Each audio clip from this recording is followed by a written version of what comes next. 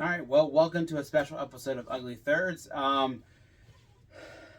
We thought this was the end of the era. We thought we did the end of it. Oh well. Oh well, yeah. Which fun fact? What this jersey's going to be? Well, I'll tell you the fun fact in a minute. So we'll see what we got.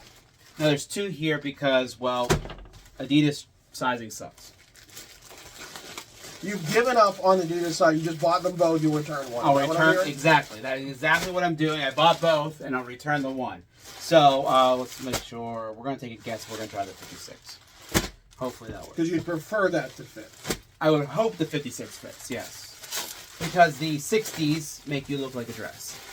So you look like a dress? Make you look like you're wearing a dress. There you go. English. So we have the new St. Pat's jersey from our Toronto Maple Leafs. So here we go. Ta-da! So, what do you think? Look, I am very confused. I mean, first off, let's look up the stitching. I mean, this is why you get the Adidas. The felt is great. The stitching on this, you're not going to get that in the Fanatics version, and I think that bit of texture is the difference on this. Like, if there's anything to get, it's the fantastic Adidas crest. Look, I like the St. Pat's thing. I went to an Irish Catholic college with a lot of green. And honestly, I don't love this. I feel like it's kind of forced. The St. Pat's never wore anything like this. They wore essentially these two uniforms. The green version of that. Like, there's not a lot of flexibility. Well, it's basically this jersey with the different crest. Well, the different crest, and then the back. Now, the numbers on the back of that is one of my favorite features. The rugby-style numbers, because that's authentic to what they did. Why do you have this green stripe? Muddies the shamrock. They should have, if they dropped this green stripe, I probably would have actually really liked it. I really feel that green, because I already have a pet peeve with the stripes that stop. Well, that's and this I just think stop. No, but here that does, yes. Yes. This how it just under the arm, it just poof, it stops. Never existed. Yeah, I think dropping this and maybe having a green collar, and it would have been like a really good jersey. But it's essentially stop on this one. What? Does the stripe stop on this one? No, that's why you have the rugby numbers, because it goes over top. Now, my fun fact that we saw online was that when Adidas took over their contract, the first jersey, the first redesigned jersey, alternate jersey was Toronto Arenas.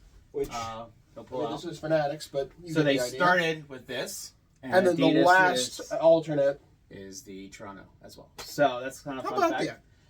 But yeah, St. Pat's just in time for St. Patrick's Day, which is on a Sunday though, so I'm not gonna be able to. I'm not really wear it at work.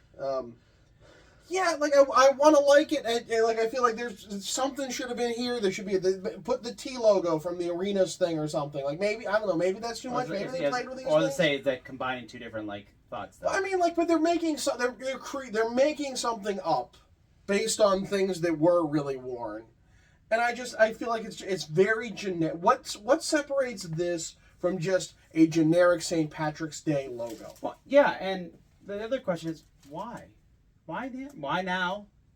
Why do we need a new one? And there are other St. Pat's uniform designs. Hop on NHL uniforms. You'll see there's other ones. It's not a lot of variation, but it's variation. Yeah. I don't know. I feel like this is a bit of a waste. I thought about getting it for a hot second, and you know what? I'm going to pass on this one. But the crest is phenomenal. It is phenomenal. Why don't we do our usual and you find out about the sizing? Okay, so we're going to... Are you going to... I'll go. Now we find out how bad the cut was, both between shots and between these jerseys. I mean... did you even notice he switched jerseys? So the cut itself, here is fine. It's up here. And it's better, partly because, again, my conspiracy theory is this has a little webbing in between the arms, which gives a little bit extra more oomph on it. But... the last couple of Adidas cuts have been tight around here, and just based on how this looks, it's strapped right here. So are you returning that one or the 60? I would have to try on probably the 60. This fits. Would I be comfortable all day in this? That would be the question. So size up maybe. But again, it's perfect here around the waist. That's the shame. It's the shame. It's in the shoulders, and I'm a broad shoulder person, so it's like I don't want to get a bigger size and fan out like a dress. And you can even see this you can see it fanning out this way too. Yeah, well, I mean that's just how they're cut. That's how they're cut, unfortunately, and well, hopefully that will be a positive. Maybe Fanatics will actually figure it out. So, that's it.